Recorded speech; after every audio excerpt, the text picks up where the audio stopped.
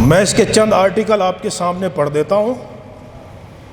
آپ یہ تصور کیجئے کہ ہمارے ملک کی اب صورتحال کیا ہے، آئین کیا چاہتا ہے اور ہمارے حکمران اس ملک کو کس سمت لے کے جا رہے ہیں۔ یہ آئین کا آرٹیکل میرے پاس موجود ہے، اس کا صفحہ نمبر 57 ہے۔ صفحہ نمبر 57 پر پاکستان کا آئین یہ کہتا ہے کہ ملک میں کوئی بھی قانون خلاف اسلام نہیں بنایا جائے گا، اسلام کے خلاف کوئی قانون نہیں بنایا جائے گا۔ یہاں اسلام ترجیحات میں ہی شامل نہیں ہوتا، اسلام کا ڈسکس ہی نہیں کیا جاتا۔ اسی طرح پاکستان کا آئین کیا کہتا ہے، 1973 کا آئین صفحہ نمبر 196 ہے، اور اس میں آئین یہ کہتا ہے کہ شریعت کی بالادستی، شریعت یعنی اسلام کے احکام جو قرآن اور سنت میں بیان کیے گئے ہیں، پاکستان کا بالادست قانون ہوں گے، یعنی سپریم لا ہوں گے۔ ان قانون یعنی اسلام کے جو احکام ہیں، ان سے بڑا کوئی قانون نہیں ہوگا۔ جو قانون بنے گا، پاکستان کا آئین کہتا ہے، وہ شریعت کے اصولوں کے تحت بنے گا۔ بتائیے بنایا جاتا ہے؟ نہیں بنایا جاتا۔ پھر ہمارا آئین کیا کہتا ہے، صفحہ نمبر 90 ہے اور آرٹیکل 62 ہے پاکستان کا آئین 1973 کا۔ جو نمائندہ ہم بھیج رہے ہیں ایوان کی طرف، ایوان اقتدار کی طرف، مقننہ کی طرف، اس کا کردار کیسا ہونا چاہیے، یہ بڑی بنیادی اہم بات ہے۔ یعنی اس کا کردار کیسا ہونا چاہیے اس بندے کا جس کو آپ منتخب کر کے ایوان اقتدار کی طرف بھیج رہے ہیں۔ سنیے، یہ کہتا ہے پاکستان کا آئین، اس کا کردار اچھا ہو، وہ عام طور پر اسلامی قوانین کی خلاف ورزی کرنے کی شہرت نہ رکھتا ہو، اسلام کا مناسب حد تک اس کے اندر علم ہو۔ یہ آرٹیکل پاکستان کا آئین کہہ رہا ہے، اور ہمارے جو حکمران ہیں، میں آپ کو حقیقت بتا رہا ہوں، 90% سے زائد حکمران قرآن مجید ناظرہ پڑھنے کی صلاحیت بھی نہیں رکھتے ہیں، سورۃ الاخلاص پڑھنے کی ان کے اندر استعداد نہیں ہے، صلاحیت نہیں ہے۔ اور آئین کہتا ہے کہ ان میں اسلام کا بنیادی علم موجود ہونا چاہیے۔ پھر اسلام یہ کہتا ہے، آرٹیکل پاکستان کا یہ آئین کہتا ہے کہ اسلامی فرائض کی بجا آوری کرتا ہو، جس کو آپ نمائندہ بنا کے بھیج رہے ہیں اور عنان تولیت اور زمام اقتدار جس کے ہاتھ میں دے رہے ہیں، آئین کہتا ہے وہ فرائض کی بجا آوری کرتا ہو، آئین کہتا ہے کبیرہ گناہوں سے پرہیز کرتا ہو۔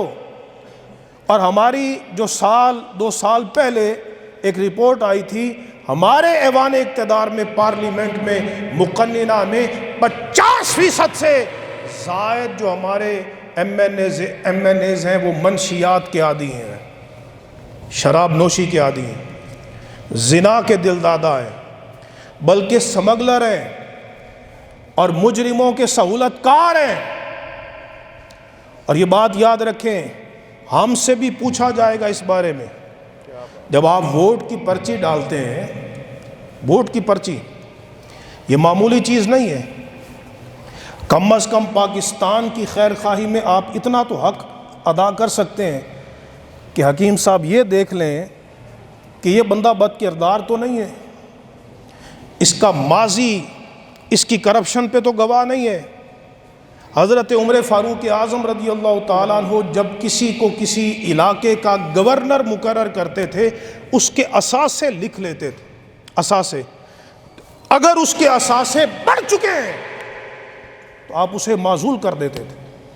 اس کے اثاثے کیسے بڑھ گئے؟ اور ہمارے ہاں یہ ہوتا ہے کہ جناب وہ لاکھوں پتی بھی نہیں ہوتا، اقتدار میں آنے کے بعد اربوں پتی بن جاتا ہے، اربوں پتی بن جاتا ہے۔ تو یہ ہمارا اپنا قصور ہے۔ اگر ہم ووٹ پرچی کسی نااہل کو ڈالیں گے، میں آپ کو پوری بصیرت سے کہہ رہا ہوں، اس سے بڑی پاکستان کے ساتھ کوئی دشمنی نہیں ہو سکتی، اس سے بڑی اس ملک کے ساتھ خیانت نہیں ہو سکتی۔ اگر آپ کسی نااہل کو ووٹ ڈالیں گے، یہ پاکستان کے ساتھ دشمنی ہے۔ ایک بندہ دہشت گرد ہے، وہ کہیں کسی جگہ پہ بلاسٹ کرتا ہے، چند بندے مر جاتے ہیں، وہ پاکستان کا اتنا بڑا دشمن نہیں ہے جتنی بڑی دشمنی آپ ووٹ ڈال کے کر رہے ہیں ایسے بندے کو جو بد کردار ہے، بد اخلاق ہے، فرائض کی بجا آوری نہیں کرتا، اسلام کا علم اس کے اندر نہیں ہے، ایسے بندے کو ووٹ ڈال کر اقتدار کی مسند تک پہنچاتے ہیں، اور 5 سال میں وہ جو گناہ کرتا ہے اس کا وبال اپنے سر پہ لیتے ہیں۔ یہ امانت میں خیانت ہے۔ قرآن مجید میں اللہ تعالیٰ حکم دیتا ہے، ان اللہ یأمرکم ان تؤدوا الامانات الی اہلہا۔ اللہ نے حکم دیا ہے، میں بے شک اللہ تمہیں حکم دیتا ہے کہ تم امانت اس کے اہل تک پہنچاؤ۔ امانت اس کے، یہ امانت سے مراد صرف پیسوں کی امانت نہیں ہے، بلکہ اس سے مراد یہ بھی ہے کہ جو جس منصب کا حقدار ہے اس تک وہ منصب پہنچاؤ۔ اگر نااہل کو پہنچاؤ گے تو تم اللہ کے حکم کی خلاف ورزی کر رہے ہو۔ حضور نبی کریم علیہ السلام سے پوچھا گیا، صحیح بخاری اور مسلم کی متفق علیہ روایت، صحیح بخاری اور مسلم سند کے اعتبار سے صحیح ہے۔ ایک بندے نے سوال کیا، عرض کی یا رسول اللہ صلی اللہ علیہ وسلم، حضور یہ فرمائیے قیامت کب آئے گی؟ قیامت کب آئے گی؟ میرے آقا علیہ السلام نے فرمایا اذا ضیعت الامانہ۔ قیامت کی علامات میں سے بنیادی علامت فرمایا جب امانت کو ضائع کر دیا جائے سمجھ لینا قیامت قریب آ چکی ہے۔ عرض کی حضور امانت کیسے ضائع ہوگی؟ امانت تو میرے آقا نے فرمایا صحیح حدیث ہے، اذا وسد الامر الی غیر اہلہ فانتظر الساعہ۔ فرمایا جب کوئی منصب، عہدہ کسی نااہل کو سپرد کیا جائے تو سمجھ لینا کہ قیامت قریب آ چکی ہے، اس وقت تم قیامت کا انتظار کرنا۔ ہمارے ملک میں افسوسناک صورتحال یہ ہے، جو مفکرین ہیں وہ اس صورتحال کو بڑی تشویش کی نگاہوں سے دیکھ رہے ہیں کہ ایک چپڑاسی سے لے کر وزیر اعظم تک میرٹ کا قتل عام ہوتا ہے، نااہل کو منصب سپرد کیا جاتا ہے۔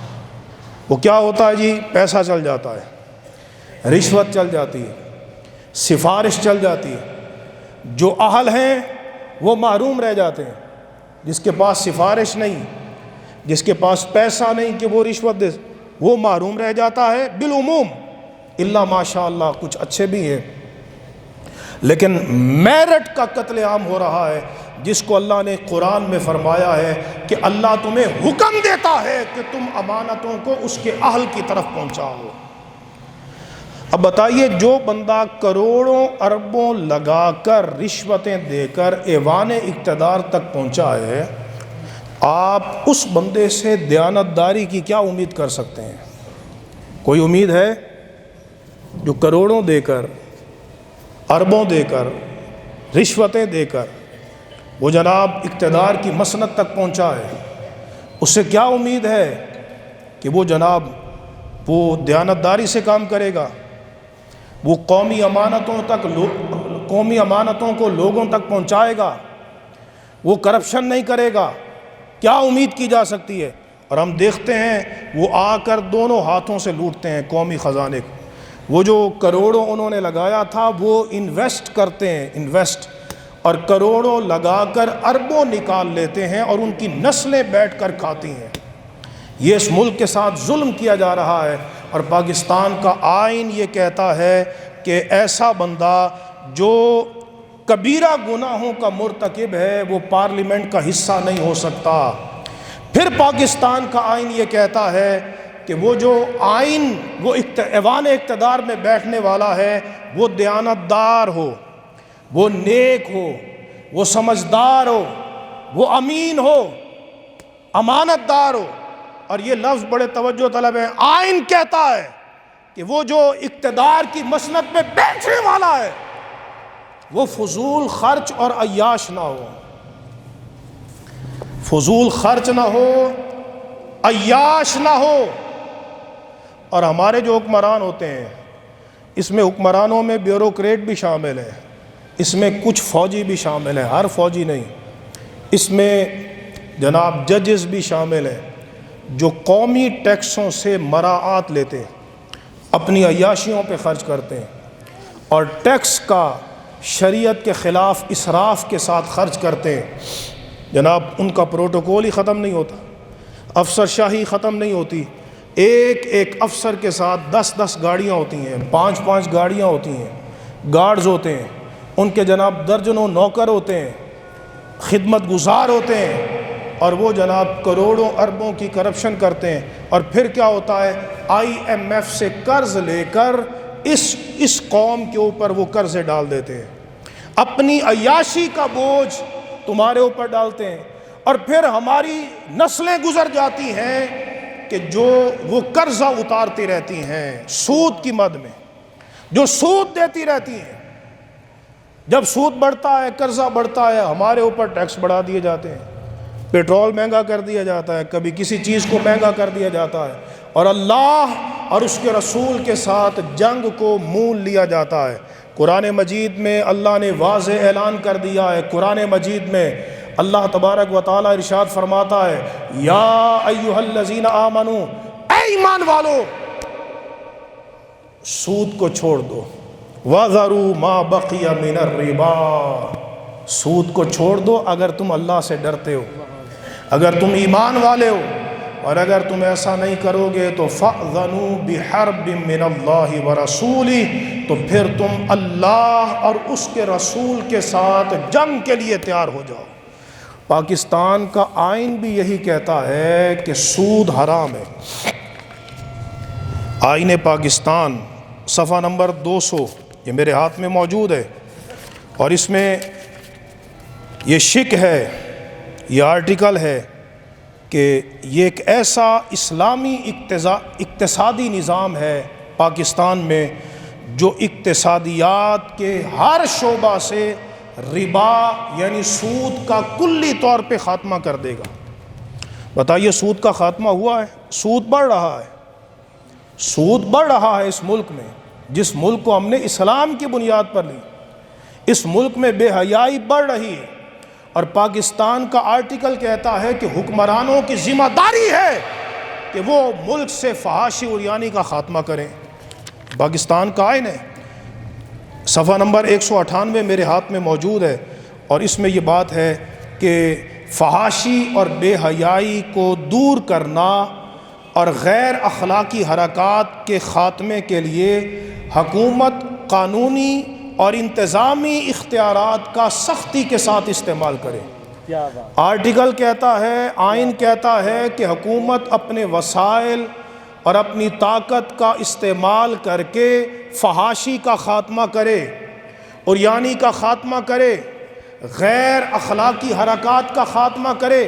پاکستان کا آئین یہ کہتا ہے، لیکن افسوس اس وقت حکومت اپنے سارے وسائل بے حیائی، فحاشی اور عریانی کے فروغ پر لگا رہی ہے۔ یہ گزشتہ رات آپ میں سے اکثر لوگوں کو معلوم ہے، پورے صوبے میں جو عورتوں کو بلا کر ڈانس کروائے گئے، میوزیکل پروگرام کروائے گئے، ہمارے بزرگوں نے قربانی دی، اور یہ بجائے اس کے کہ ایک آزاد اسلامی سلطنت کے ملنے پر سجدہ شکر بجا لاتے، اللہ کی طرف رجوع کرتے، توبہ کرتے، جو مسبب الاسباب ہے، جو فرماتا ہے کہ اگر تم کتاب اور سنت کو قائم کرو لَفَتَحْنَا عَلَيْكُمْ أَبْوَابًا مِّنَ السَّمَاءِ، اللہ فرماتا ہے ہم تم پر آسمان سے بھی روزی کے دروازے کھول دیں گے، ہم تم پر زمین سے بھی روزی کے دروازے کھول دیں گے۔ سبحان اللہ۔ آرٹیکل آئین یہ کہتا ہے کہ بے حیائی، فحاشی، عریانی کا سد باب حکومت کرے، لیکن ہماری حکومت ہمارے ٹیکسوں سے بے حیائی کو فروغ دے رہی ہے، فحاشی کو فروغ دے رہی ہے، اور فحاشی، عریانی، بے حیائی کو فروغ دے کر وہ قرآن اور سنت کے خلاف بھی کر رہی ہے، اور پاکستان کے آئین کے خلاف بھی کر رہی ہے۔ اللہ تعالیٰ نے قرآن مجید میں ارشاد فرمایا ہے، ان الذین یحبون ان تشیع الفاحشۃ فی الذین آمنوا لہم عذاب علیم فی الدنیا والآخرہ۔ اللہ فرماتا ہے جو لوگ ایمان والوں میں بے حیائی کی بات کو پھیلاتے ہیں، ایمان والوں میں بے حیائی کی بات کو پھیلاتے ہیں، لہم عذاب علیم فی الدنیا والآخرہ، ان کے لیے دنیا میں بھی دردناک عذاب ہے، ان کے لیے آخرت میں بھی دردناک عذاب ہے۔ تو ہم تو اللہ کے عذاب کو دعوت دے رہے ہیں، من حیث القوم، اللہ کے عذاب کو، سودی نظام دے کر، شریعت کے خلاف نظام دے کر، بے حیائی کا نظام دے کر ہم اللہ اور اس کے رسول کی بغاوت کی طرف جا رہے ہیں۔ تو ہمیں اس ملک کے لیے سوچنا چاہیے، اس ملک کی ترقی کے لیے، استحکام کے لیے، امن و سلامتی کے لیے، اس ملک کے لیے دعا گو رہنا چاہیے کہ اللہ تبارک و تعالی ہمارے ملک پاکستان کو ظالم حکمرانوں کے شر سے محفوظ کرے۔ وہ آمین تاک سکتے ہو؟ سب اللہ سے یہ دعا کریں، جمعہ کا دن ہے، اللہ رب العزت بے حس حکمرانوں سے ہمیں محفوظ فرمائے، ظالم حکمرانوں سے محفوظ فرمائے، ہمارے ملک پاکستان کو استحکام عطا فرمائے، امن و سلامتی کا گہوارہ بنائے، اس ملک کو ہر قسم کے ظاہری باطنی فتنوں سے محفوظ فرمائے، دہشت گردی سے محفوظ فرمائے، یہ ملک اسلام کا قلعہ بنے، یہ ملک مصطفیٰ جان رحمت کے گنبد خضراء کے فیضان کا امین بنے، اس ملک میں اللہ اور اس کے رسول کے فرمان کی صدائیں ہوں، اس ملک میں اسلام کا نظام ہو، اور اس ملک کی پارلیمنٹ میں مصطفیٰ جان رحمت کا دیا ہوا نظام ہو۔ بس آپ نے صرف یہ کام کرنا ہے کہ جب الیکشن آئے کسی نااہل بندے کو ووٹ نہ ڈالیں، کسی کرپٹ بندے کو ووٹ نہ ڈالیں۔ اگر آپ ایسا کریں گے یہ آپ کی ملک دشمنی ہوگی، یہ پاکستان کے ساتھ آپ زیادتی کریں گے۔ جس ملک میں آپ زندہ رہتے ہیں، جس کی ہوا میں زندہ رہتے ہیں، جس ملک سے آپ کو معیشت ملتی ہے، روزی ملتی ہے، اس ملک پر ظالم اور کرپٹ حکمرانوں کے خاتمے کے لیے کوشش کریں۔ اللہ تبارک و تعالی اس ملک کو سلامت رکھے۔